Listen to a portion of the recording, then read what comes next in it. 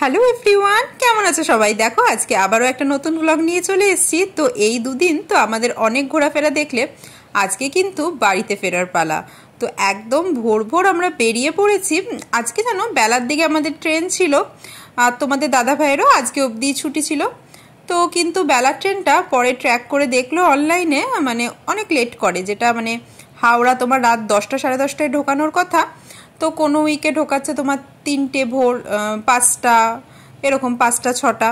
তো এত লেট করলে তো আমাদের খুবই প্রবলেম হবে, আর ওটা মানে চেয়ার কার, শোয়ার জায়গা নেই।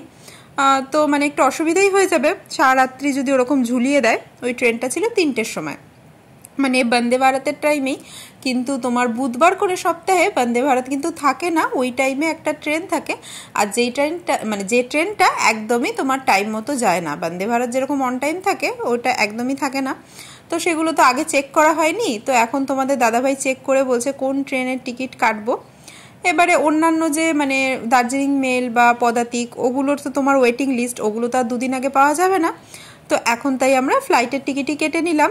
আর ফ্লাইটের টিকিট মানে এমন না যে আগের দিন কাটলাম বলে অনেক বেশি পড়লো, বরঞ্চ মনে হয় সিট বুক হয়নি বলে একটু কমেই পেয়ে গেলাম।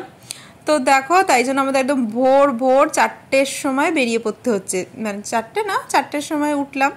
তো ওই 4:30-র দিকে বেরিয়েছিলাম। তো আস্তে আস্তে দেখো রাস্তাটা পুরো অন্ধকার ছিল, বৃষ্টি, কিন্তু এখন আস্তে আস্তে একটু আলো ফুটছে। তো আমাদের ফ্লাইট ছিল ওই 9:50, হ্যাঁ 9:50-এর ফ্লাইট ছিল। আর এখন আমরা যাচ্ছি বাগডোগরা এয়ারপোর্টের উদ্দেশ্যে। তো আমরা যেই মানে হোটেলটায় ছিলাম, সেই হোটেলটার নাম হচ্ছে রত্না বজরা বাটিকা।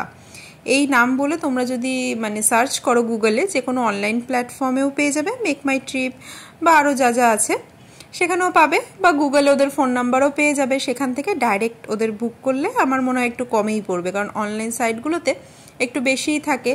তো আমাদের এখন মানে পড়েছিল রুমের ভাড়া, একটা রুম 2000, একটা রুম 2200 এরকম, এখন অফ সিজন বলে, কিন্তু সিজনের টাইমে কিন্তু 3.5-4 এরকমও যায়।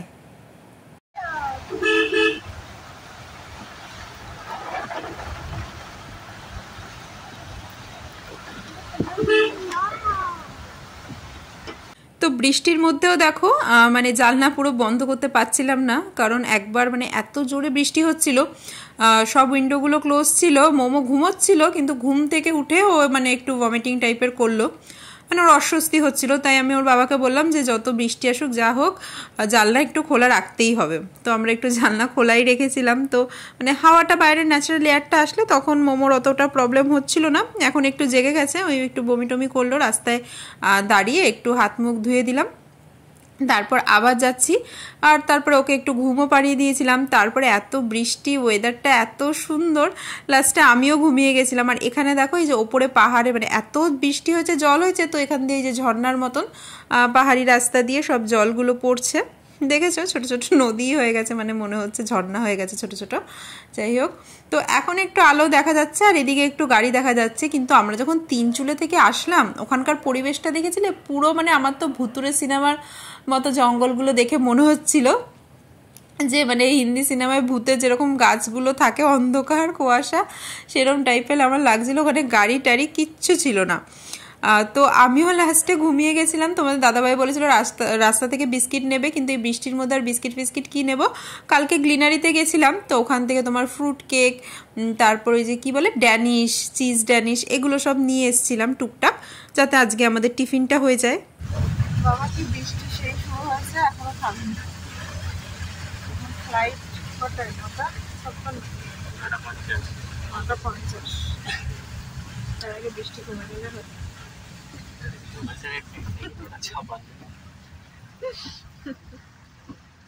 ভেতরে শেড আছে তো না, ব্যাগপত্র বৃষ্টির মধ্যে নামতে তো তো আমার ঘুমটা একটু ভেঙে গেছিলো, দিয়ে আরেকবার মানে ঘুমানোর প্ল্যান করছিলাম, তখন তোমাদের দাদাভাই বলছে আর ঘুমিও না, দেখো এয়ারপোর্ট ঢুকে গেছে। তো দেখলাম আমরা মানে ওখান থেকে রওনা দিয়েছিলাম তোমার 4:45-টার মতো, আর 7:30-টার মধ্যে কিন্তু আমরা বাগডোগরা এয়ারপোর্টে পৌঁছে গেলাম। তো চলো এখন মালপত্র নিয়ে ভেতরে ঢোকার পালা। বেশিক্ষণ লাগেনি, আমরা ভেবেছিলাম যে মানে বলেছিল হোটেল থেকে যে তোমার 3.5-4 ঘন্টাও লাগতে পারে, কিন্তু দেখলাম যে খুব তাড়াতাড়ি চলে আসলাম। আর ফ্লাইট তো তোমার 9:50, তো 9:30 আগে তো কিছুই হবে না। তো আমরা টার্গেট করছিলাম যে 8টা 8:30-র মধ্যে যাতে এসে পড়ি, কিন্তু আমাদের হাতে প্রচুর টাইম। এখন দেখো এই যে লাগেজটা স্ক্যান করতে হবে, একটাই ব্যাগ হয়েছিল আমাদের, তাই জন্য একটা বড় সড়ো ব্যাগ নিয়ে এসেছি। মানে দুটো ব্যাগ হলে তখন অসুবিধা, তোমাদের দাদাভাই তারই একটা ব্যাগ টানতেই সুবিধা হবে, তাই জন্য একটা ব্যাগই করেছিলাম। তো এখন এই যে মালপত্র ঢুকিয়ে তারপরে আমরা এই যে এখানে বসে একটু টিফিন করছি।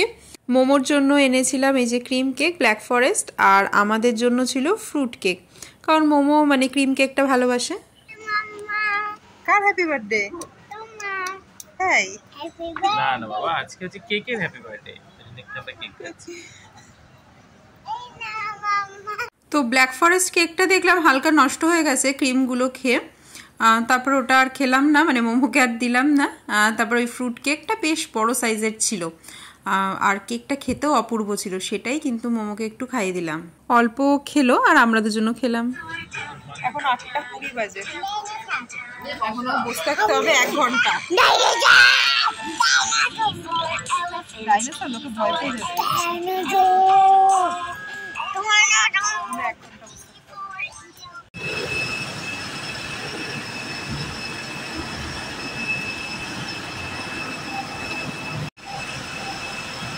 চল, এখানে দাঁড়িয়ে পড়লি কেন?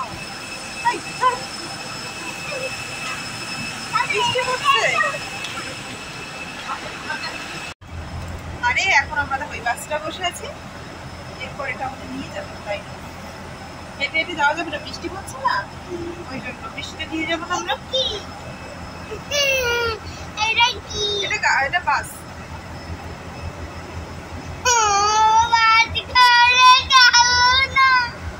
না, এখানে বমি পাবে না তোমার, এখনই আমরা নেমে যাবো। দেখো বাইরে কি বৃষ্টি পড়ছে, দেখো। এমনিতে বাগডোগরা এয়ারপোর্টটা ছোটই, বাসের দরকার পড়ে না, মানে এর আগের বার এসে মানে আসা যাওয়া করেছি হেঁটে হেঁটেই, কিন্তু আজকে মনে হয় বৃষ্টির জন্য বাসটা দিয়েছিল। আর মোমোর মানে ভয় হয়ে গেছে, ওর ওই গাড়িতে উঠলেই যেহেতু ভমিটিং টেন্ডেন্সি, তাই জন্য দেখো ফ্লাইটে উঠেও কিন্তু ও কান্নাকাটি করছিল। আমি বলছি বাড়ি যাবি না? বাড়ি যাওয়ার জন্য তো পাগল হচ্ছিলি, বলছে টোটো ডাকো একটা। আমি বলছি টোটো করে যাবি? তো বলছে হ্যাঁ, স্কুলের টোটো কাকুকে না, অন্য একটা টোটো কাকুকে ডাকো, এরকম। তো বসে মানে সিট বেল্টও বাঁধতে চাইছিল না। তারপরে লাস্টে যেন একজন এয়ার হোস্টেস এসে ওর সাথে এমন গল্প জুড়েছে, দিয়ে ওকে এটা ওটা বলে সিট বেল্টটা বাঁধিয়েই ছাড়লো। Be in flight mode or switch off mode at this time. Thank you.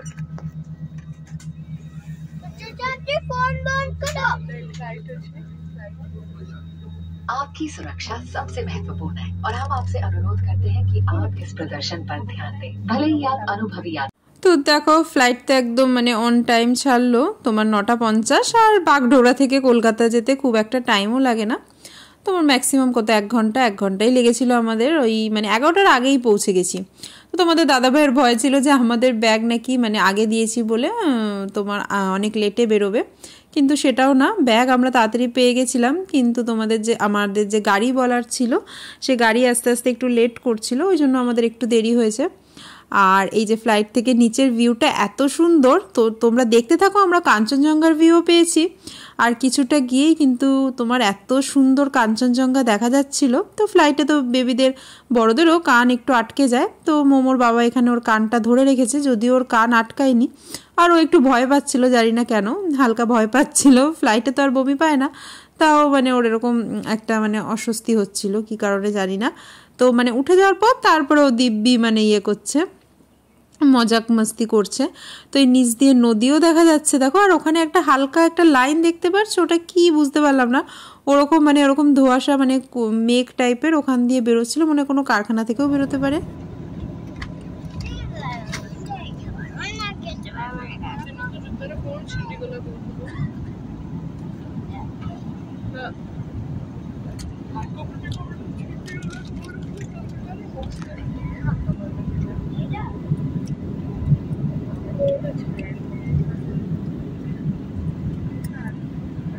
তো তারপর দেখো আমরা টুকটাক খাওয়া দাওয়া করে নিচ্ছিলাম। আর ওই গ্লিনারি ড্যানিশটা এত ভালো খেতে, ফার্স্ট টাইম খেলাম লাইফে, সত্যি ওখানকার মানে এই ব্রেকফাস্ট আইটেমগুলো মানে এরকম টিফিন আইটেমগুলো খেতে খুবই ভালো। আর ফ্রুট কেকটাও মানে অন্যরকমই একটা টেস্ট। তো এমনি লোকে নাম করে না যে ওখানকার ইংলিশ ব্রেকফাস্ট খুব ভালো, যদিও আমরা ব্রেকফাস্ট করতে পারিনি। তবে স্ন্যাক্স আইটেমগুলো কিন্তু মানে খুবই ভালো ছিল।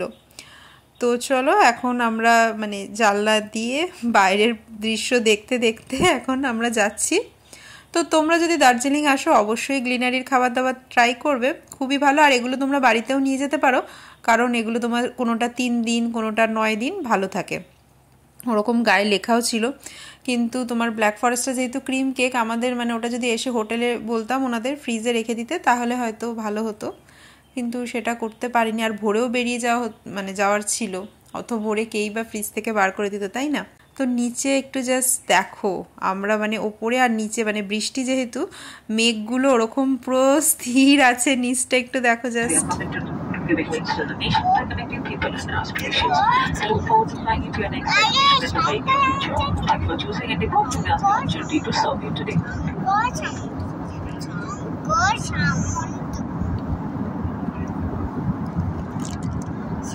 এই দেখো, বলেছিলাম না আমরা কাঞ্চনজঙ্ঘার এত সুন্দর ভিউ পেয়েছি।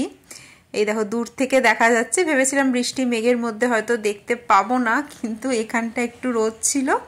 আর এই দেখো দূর থেকে মানে ওই দিকটা পুরোটা পাহাড় ওরকম বরফে ঢাকা, এত সুন্দর লাগছিল। যেহেতু আমার ক্যামেরা কোয়ালিটি অতটাও ভালো না, ওই জন্য অতটাও ভালো মানে দেখাতে পাচ্ছি না, কিন্তু আমরা যে সামনাসামনি যে চাক্ষুষ মানে করেছি, এত সুন্দর এত অপূর্ব লাগছিল মানে কি বলবো। আর মানে এই পুরো আকাশটাই দেখো কত সুন্দর লাগছে, তাই না? এই মানে বৃষ্টির জন্য মেঘলা ওয়েদার বলেই এত আকাশ ভর্তি মেঘ। তো আজকের ভিডিওটা এখানেই কিন্তু আমি শেষ করে দেবো, এরপর আর কন্টিনিউ করব না। এমনিতেও আমরা খুব টায়ার্ড ছিলাম, তাই বাড়িতে গিয়ে আর ভিডিওটা কন্টিনিউ করিনি, এখানেই শেষ করে দেবো। তো নেক্সট ভিডিওগুলো দেখতে থাকো, একটু নতুন ধরনের ভিডিও আনবো, আশা করি তোমরা উপকৃত হবে, দেখলেই বুঝতে পারবে কি ভিডিও আনতে চলেছি। তো চলো টাটা, আজকের ভিডিওটা তোমাদের কেমন লাগলো অবশ্যই কমেন্ট করে জানিও। সবাই খুব খুব খুব ভালো থেকো, আবার তোমাদের সাথে দেখা হবে নতুন একটা ব্লগে। বাই।